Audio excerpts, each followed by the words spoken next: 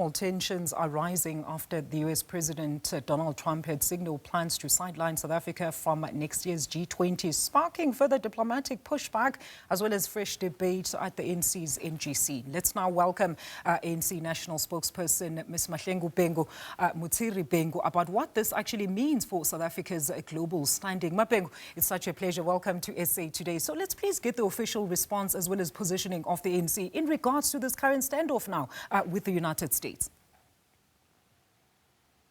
Thank you very much, Majali. The position of the ANC has been constant, that we stand for a better world and a better Africa.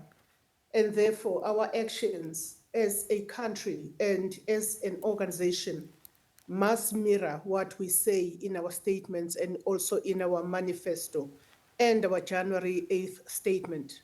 And therefore, given the fact that the whole world descended on South African soil to come and join in making various commitments that are aimed at securing stability and world peace, we remain in awe of how the world has taken the matter of peace, stability, solidarity, sustainability as led under the presidency of South Africa, led by our chief president Cyril Ramaphosa, and therefore any standoff that is occasioned by the United States administration is really just their thing that they are doing, but we remain motivated by the fact that the whole world is seeking peace.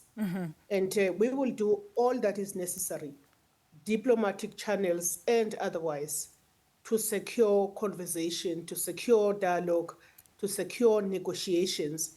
That is what we are known for. I mean, we hear this. This will actually top discussions at the NGC. Mahlengi, talk to us about. I know you've just mentioned, of course, those diplomatic approaches, but let's talk about the overall approaches that the party will be seeking to explore, be it diplomatic or other means. I'm sure you saw, of course, a statement by Israel that they are not interested in mending relations with South Africa, as we are still pursuing our ICJ case despite the ceasefire. So all this is all part and parcel of the standoff. Oh yes, of course. I mean, the fact of our commitment to a better world and a better Africa and a better world will not deter us. And any attempts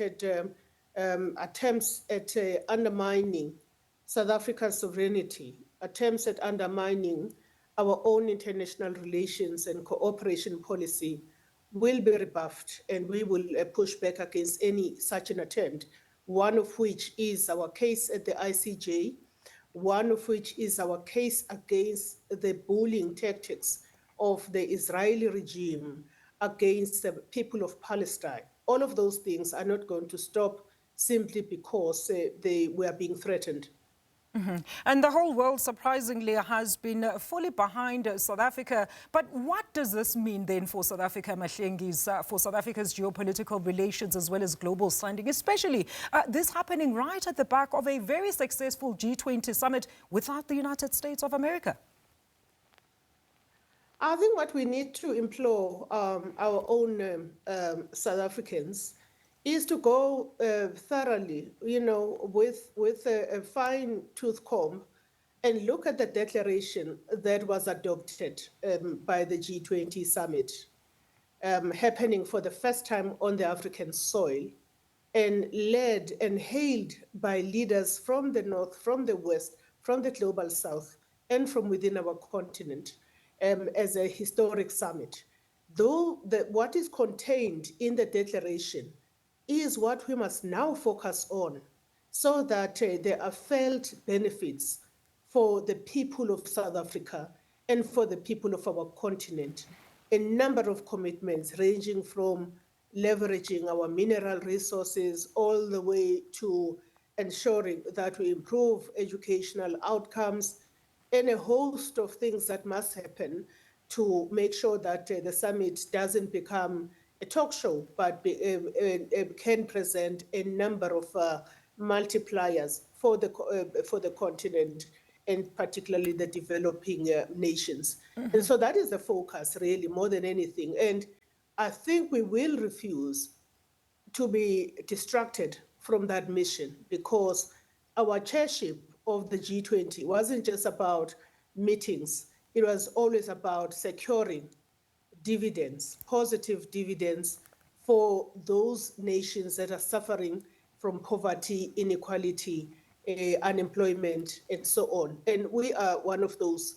But the whole world is applauding South Africa for the way we managed this G20 chairship. And we cannot afford to be distracted by threats from the White House. I think that we've become accustomed to those threats.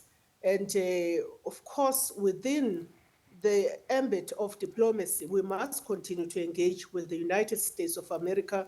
Our colleagues in government are doing that work, but we must continue as South Africans and march on in terms of improving our fortunes and making sure that we support all other nations that are facing similar challenges that we face. Mahlengi, a very quick one before I let you go. Are you aware of any current engagements? I know this is more of a government level type of questions. Are you aware, though, of any current engagements that are in place to try and reset relations, of course, with the United States, especially after also the announcement around what might just happen to AGOA excluding South Africa? Well, we hear a lot of speculative, commentary from, independent opinion makers and so on. We are not going to comment on things that have not been communicated officially. But yes, as you rightly point out, those things are in the public domain. But any responsible government will await proper correspondence. I can confirm that, to our knowledge, the Department of Trade, Industry and Competition continues to engage on a trade deal or trade deals that are compatible with our needs, as well as address the needs of those that we engage in trade with. This is not stopping as a result of the absence of the US at G20 and a failed attempt to insert themselves at the closing ceremony, which obviously was a serious protocol breach, or would have been a serious protocol breach had it been allowed. But we stand by the rules of engagement, as the ANC, as well as our deployees in government, know that at all costs we must protect this hard-won democracy. We must protect our sovereignty. And we'll continue to look at alternative markets, as we are already doing so, and that the principle of multilateralism should be promoted at all costs, so that we are not beholden to one singular power, because we ourselves have a lot of contribution to make. A small country that we are on the southern tip of Africa, we have a lot of capacity. We are endowed with mineral resources of our country. We expect all of those that are in government, starting from the president, to ensure that we safeguard the South African interest. Mangcolos, we're going to leave it there. Thank you so much for this conversation. That was ANC National spokesperson Mahlengi Bhengu weighing in, of course, on the latest tensions that are rising between South Africa as well as the United States of America in regards to the G20.